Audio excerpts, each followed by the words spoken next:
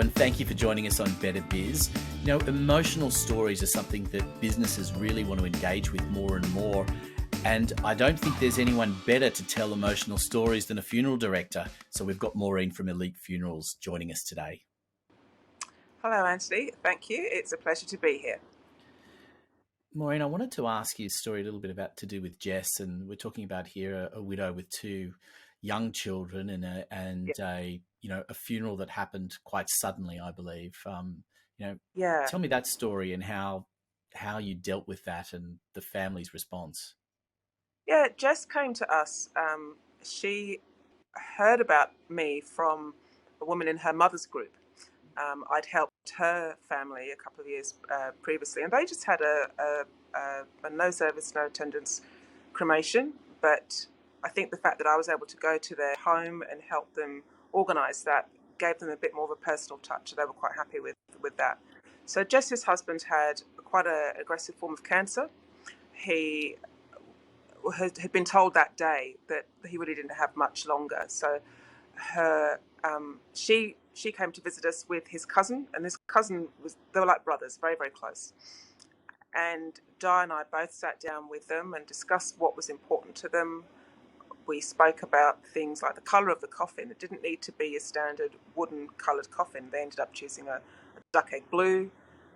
Diane mentioned the importance of having the coffin on site. It can be a very powerful focus there, and it was quickly decided that was something that they did want. And they left here with lots of different things to think about, but they left with the knowledge that pretty much whatever they wanted, we would facilitate for them. So when we got the call, it was about 2 or 3 weeks later that he had passed away. Things were put into plan there. We managed to find a beautiful venue that was a perfect mix of indoor and outdoor. Beautiful floral arrangements. It was perfect. It was a beautiful day. One of the most moving elements was that they'd spent a lot of time putting together these little tributes for people to wear, and it was a little card attached to a piece of an olive tree. So it basically just said, "Thank you for loving Philip," and I thought that was beautiful. The photo slideshow that they showed had some footage from their wedding videos spliced into it, and that brought me to tears. It was so beautiful. They had such a short time together, but there was clearly so much love there, and you just got this feeling that there was a whole chapter of their lives that their two children would never know. So I was very surprised a couple of weeks later when Jess asked if she could come to the funeral home to collect Phil's ashes. She brought one of Phil's friends, Ben, with her, and we sat chatting, and we were just about to finish up, and he said, "Oh, I've got one question." I was like, "Yep, what is it?" "Can you come and join us for a drink at a pub across the road?" And I'm like, "Oh, I couldn't possibly do that. I've got work to do." And Di was like, "Nope, off you go. Go for a drink." So the three of us went, and Phil was there in his little ash container, and Ben bought a beer for him, wine for me, a cider for Jess, and the four of us sat there and had a drink and raised a toast. And one of the biggest compliments I'll ever get from a family that I've helped is hearing whoever has died would love to have met me.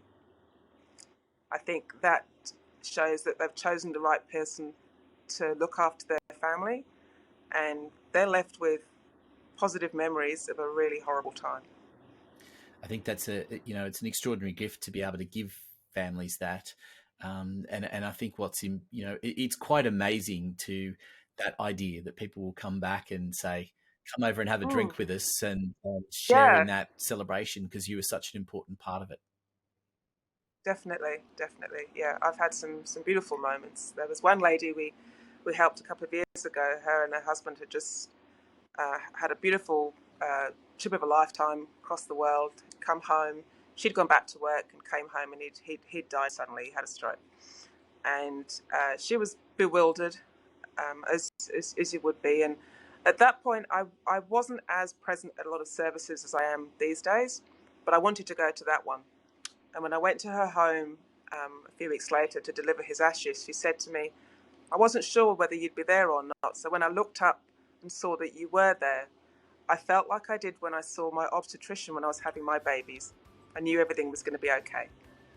And I thought that's such a pivotal moment in someone's life, having a baby, to equate my presence with seeing your obstetrician was very moving. Maureen, thank you for joining us today and sharing stories with us. How do people continue that conversation if they want to learn more about the services that you offer? People are welcome to visit our website at 𝗕𝗲𝘁𝗁𝗲𝗿.